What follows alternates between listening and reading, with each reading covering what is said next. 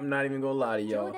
This manga actually caught my attention because I saw the protagonist wearing a ski mask, and that says a lot about me than it does the artist. The Fable is a Japanese manga series written and illustrated by Katsushita Minami, and was serialized in the Weekly Young magazine from 2014 to 2019, and has about 22 volumes. The Fable follows the story of an extraordinary assassin, also known as, well, Fable.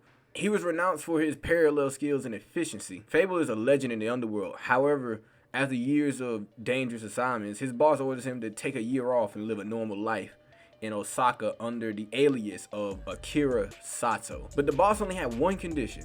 That one condition was that Fable must not kill anyone during this period. This would ultimately prove to be challenging as Fable tries to navigate ordinary lifestyles while suppressing his lethal instincts, all while staying under the radar of various criminals and potential problems. One of the glaring things that actually made this manga blossom and made me pick up the read other than the ski mask is that it had a lot of dark comedy. Like, the series actually blends intense action sequences with like dark humor. The contrast between Fable's deadly skills and his attempts to lead a mundane life creates like a lot of comical situations, while also having this I don't give a look. It makes everything so intentionally funny. Like, a trained assassin drawing no better than a 3-year-old has no reason being this funny. His younger sister Yuko being a drunk almost all the time gotta be a running gag. Speaking about characters and running gags, the character development in this is amazing. It's a lot better than what I thought it was gonna be, as the story dwelled into Fable's character exploring his humanity and the difficulties he faced, while adapting to a normal lifestyle.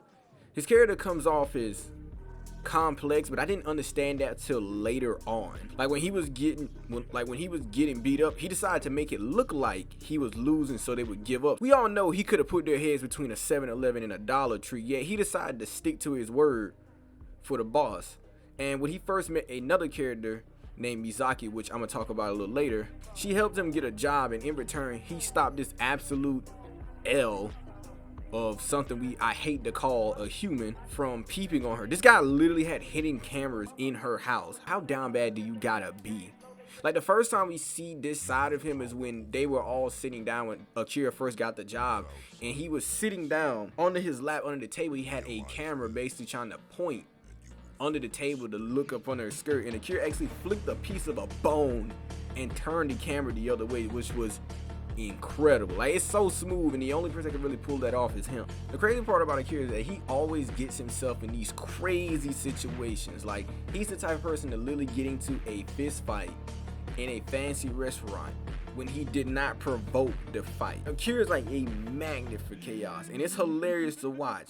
His fashion design looks like he raided an 80s thrift shop where he's always wearing dark clothes, which, that makes sense. He's an assassin. He's a walking fashion disaster, but somehow he pulls it off with style. Like, if any one of us tried to dress like how he did, we'd get laughed at. We'd get laughed out of the room.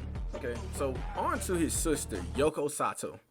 Akira's partner who pretends to be his sister. She's also highly skilled in combat and shares a deep bond with Akira. She's lively and enjoys drinking a lot and provides a different kind of comedic relief. Like, every time I see Yoko, she's like that friend who's a complete mess, but you can't help but love because they're just so damn funny. She's a riot. Her brother's this stone cold killer, right? He's taking people out left and right, dead serious all the time. And then there's Yoko breezing in like she just wandered off a set of a sitcom. Yoko literally drinks like a fish. I mean, she's got a liver that could probably filter a public pool. And the things she get into when she's plastered, it's comedy gold. You're just sitting there thinking, Jesus Christ, how is she gonna get out of this one? But she always does, usually in the most ridiculous way possible. Then there's her mouth. This woman doesn't have a filter. She's blunt, she's sarcastic, and she gives zero about your feelings. She'll tell you exactly what she thinks, and you'll just stand there stunned and then start laughing because it's pretty much unexpected. Her attempts at the normal life was going almost as well as Akira's was. Not good. She tries to hold down like a regular job or have a normal conversation, and it's like watching a cat try to swim. Like, she's out there completely out of her element, but she just powers through this nonchalant attitude like, yeah, whatever, I'm doing me. And it's like she's got this invisible armor of I don't care, and it's perfect. Yoko's like that bit of chaos you need in a story that's otherwise dark and serious. She lightens the mood, makes you laugh, and you can't wait to see what kind of crazy things she's gonna pull next. She's the comedic hurricane that keeps Fable from being a total buzzkill. The big bad boss himself, the leader of the organization, Akira and Yoko works for. He assigns Akira to the task of living a normal life, like I said earlier, believing it will benefit him. The boss is portrayed as a calm, collected, and highly intelligent individual. He often appears cool and composed, even in high-pressure situations. Bullets could literally be flying over his head, and he'll just go, well, it's just another Tuesday. His tough and sometimes ruthless exterior, he has a deep understanding of human nature, and it shows a level of care and concern for his subordinates, particularly Fable. Now, y'all know I couldn't forget about Mizaki. Mizaki was basically a kind-hearted woman who worked at a design company and befriended Akira. She is unaware of his true identity and profession. Mizaki's presence helps Akira experience a semblance of normalcy. So you got Mizaki in Fable, right? She's out here flipping tables and throwing punches like some kind of maniac. Nah, I'm just kidding. She's got this whole other vibe. Like, she works as a bar hostess, dealing with drunk people all night. That's gotta be a chore. And she's holding it down like a champ. She's the kind of tough where she doesn't need to scream or shout. She's been through some serious things, and instead of losing her mind, she comes out goddamn diamond. She's got this quiet strength, like she could literally stare down a freight train and make it apologize for being late. And you know what else is amazing about her? She's got this way of handling everyone around her, especially the Fable himself. She's not there starting fights. She's there to keep everyone's head screwed on straight. It's like she's the only adult in the room full of toddlers throwing tantrums like, yeah, life sucks, but I'm gonna keep on moving. No melodrama, no BS, just raw resilience. Mizaki's the kind of person who uses her brain instead of her fist. She navigates all the insanity with a calm demeanor that makes you wonder if she's even human. It's like she's got this inner peace that nothing can touch. While everyone else is losing their minds, she's just sitting there cool as a cucumber, probably thinking about what's for dinner. She's tough as nails, extremely smart, and keeps her cool when everyone's doing their own thing. She's the rock in the world of chaos, showing that real strength isn't about how loud you can scream, but how well you can handle the crap life throws at you without turning into a lunatic. And that's why I think she's so compelling in Fable.